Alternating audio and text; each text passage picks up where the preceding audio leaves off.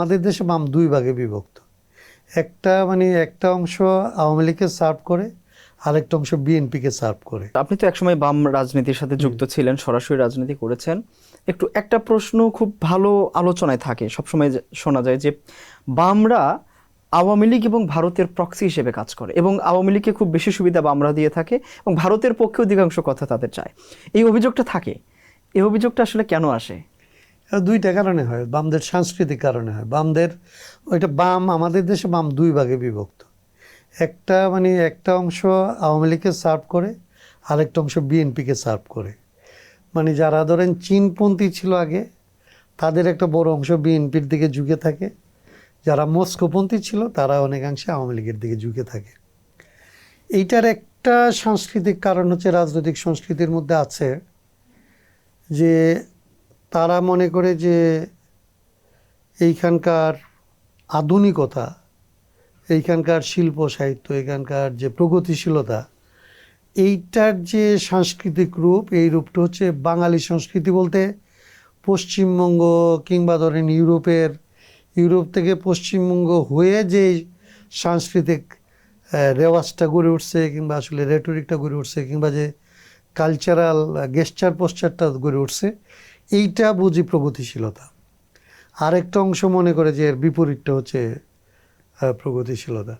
সেই জন্যে আর নিজেদের রাজনীতিটা কি, এটা তারা আসলে যেটা ঠিক করতে পারে না।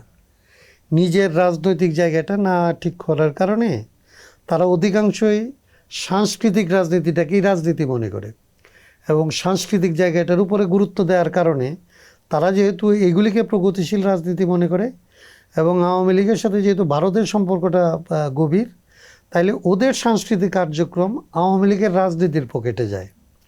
সেই জন্য যারা আওয়ামী লীগ বিরোধী তারা বামদেরকে বলে যে এরা হচ্ছে বামদের রাজনীতি করে, আরে আওয়ামী লীগের রাজনীতি করে। আবার যারা ধরেন চীনপন্থী ছিল এরকম যারা, তাদেরকে ধরেন মনে করে যে এরা হচ্ছে জামাত শিবিরের সাথে চলে যায়, ইসলামীদের সাথে চলে যায়, পাকিস্তানিদের সাথে চলে যায়।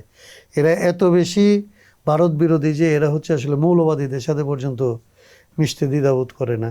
সেইভাবে কিন্তু এই দুইটা কারণই হচ্ছে আমার বিবেচনায় তাদের যে নিজস্ব ক্ষমতা দখলের যে রাজনীতি থাকার কথা, আপনি যেটা বলছিলেন ক্ষমতার প্রশ্নটা, রাজনীতির একটা বড় প্রশ্ন হচ্ছে ক্ষমতাটা কীভাবে সে দখল করবে।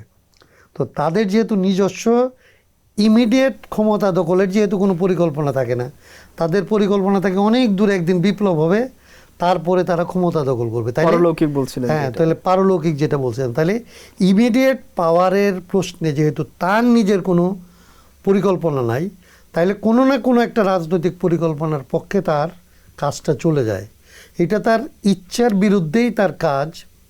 যেই পক্ষকে সে পছন্দ করে না তেমন একটা পক্ষের পকেটে যায়।